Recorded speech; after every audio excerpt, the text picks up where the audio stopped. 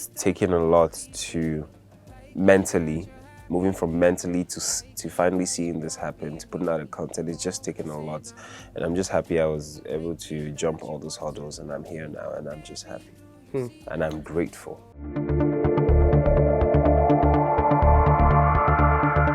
I mean, just before the show, I was so worried because I'm a team where we're a few people, so everything still gets to me. If somebody's not on time, I hear it. If somebody that we paid money has not done something, I hear it. I was a bit nervous because everything was just shaking, even to the go, you know. But once I got in there and I saw that, you know, these people were genuinely happy to see me, whether they were standing, whether they were sitting, whether they had drinks or not. Man, I was like, well, here, let's go.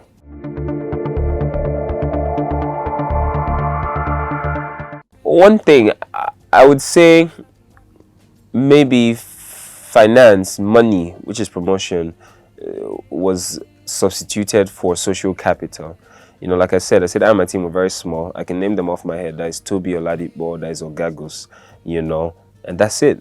And there's Chooks, you know, and it's social capital. What money couldn't do, conversations could do, you know, and also the music could do, because people are better invested in something they like, you know. So that's what it was for me, just having all those people put their back on the project, you know, which if you really want to liquidate, that's still money.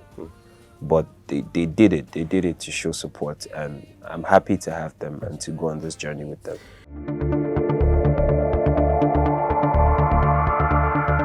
I would say when I started making music is when I started putting out music. Oh, wow. That's what I would say. No, I've always I've always created, but I don't know if that counts. But if you say when did I start creating, that's really long. But when did I officially enter the market, whether people were listening to me or not, I would say 2014 still. It was subconscious. All my aunts, I have a lot of aunties, and they were all in bands for some reason. They were all singing with people. Back then in the East, Ikem Mazali, even in Lagos, they were in bands. They were just in bands, so there was always music around me.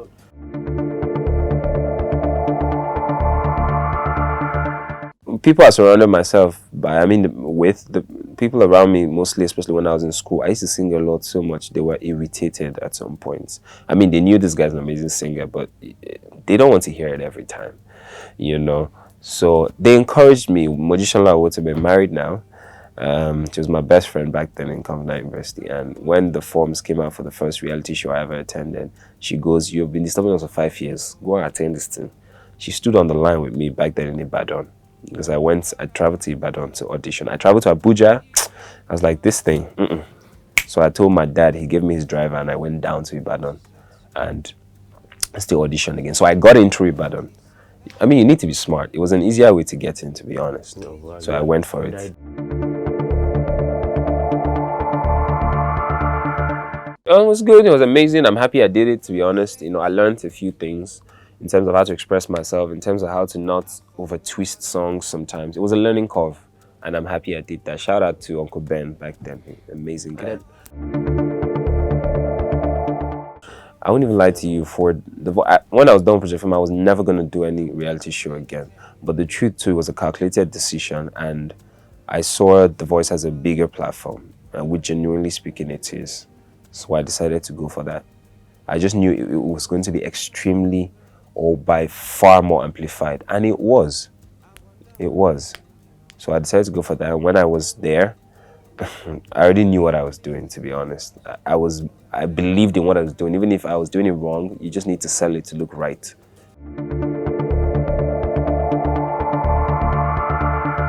Whenever I'm asked that question, I just say, you know, I'm happy where I am now. I think we were on different journeys. I was on a different journey. They were on a different journey. Hopefully, you know, we're able to cross path again when we have the same vision.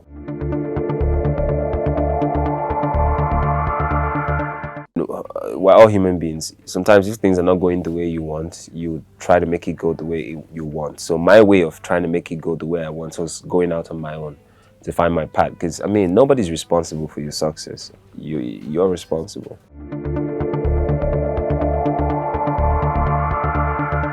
I would say first quarter of last year. Oh. At that point, I'd already had songs, and I was trying to pick a single.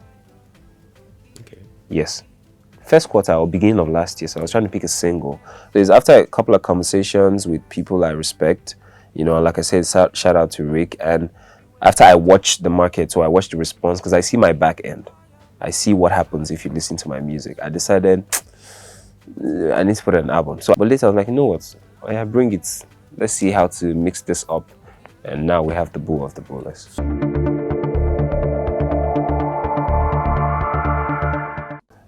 When I looked at the album, I looked at the list, and I just started shuffling names. I had African Prince, we might still have an album that's called African Prince, you never know.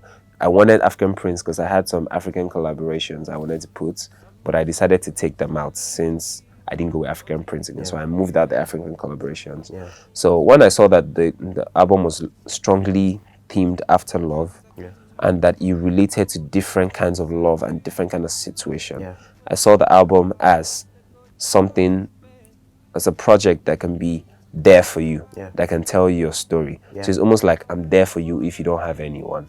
I understand what you're feeling. That's how I picked Boo of The Booless. And I posted on my social media, the name of my album is Boo of The Booless. And everyone was like, huh? Some people were like, oh, nice. I was like, okay, I like that kind of, polarizing, and I decided to go for it.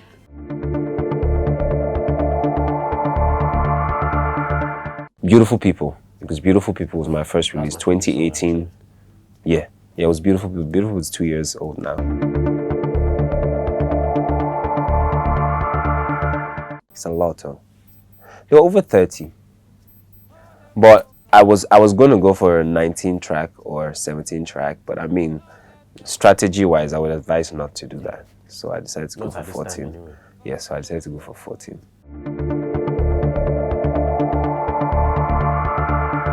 For me, when I create music, I've not been able to take my emotions away from my music. So however I feel, the day I feel pop, we're gonna have a pop record. So it's just how I feel. I believe in is expression, is art. If I feel pop, I express myself. I have a song that didn't make the album, which is not because it wasn't strong enough, but because I'm strategizing for other things. That it just has chanting. Sonic cohesion. It's just chanting.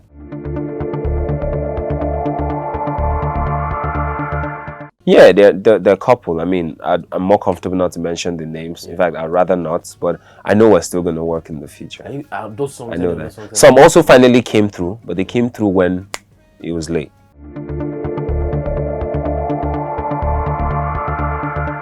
I was being booked for a fair price, and the blessing I really had was I was also being booked by fans. Not really show promoters, but by people that already heard my music and were willing to actually pay close to anything I asked. They never went far from what I asked, so I just had to be very cautious with my finances. I always had to set aside enough money to put back in the music, and and that's why it took this long, because I needed to gather the money. That's small. It didn't come both. I needed to gather it, and while gathering it too, I needed to make deals too. With people I was working with. There some people are like, oh, I don't have the capital to pay you now, but this is what I can pay. Here's how I can compensate for what you were not paid. So yeah.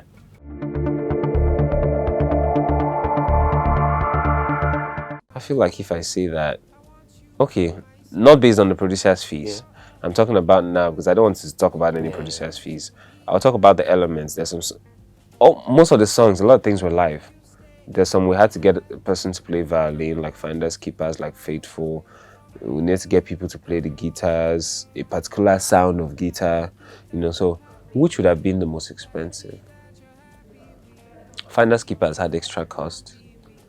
Out of Love had extra cost.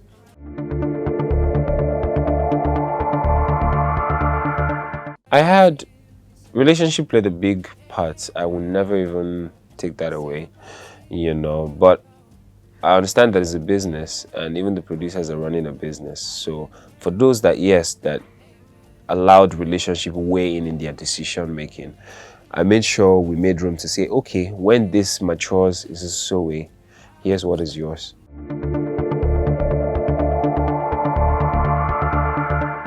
I I would not be overcritical of anybody who's not been able to find their way. Yeah.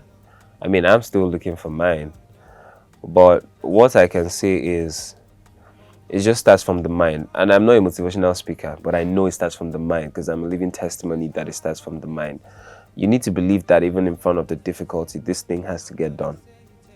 And once you can win that, but once in your mind you're still saying it can't get done, it's never going to get done. Sometimes even when it looks like it cannot get done, you need to tell yourself that it'll get done and go for it. I was not always able to find that. It took me a long time. And it took me surrounding myself by good people and people who were also willing to help because I didn't do it myself. You know, so people are on different journeys. Some people find it earlier, some people never find it, some people find it halfway. You know, it's just their journey.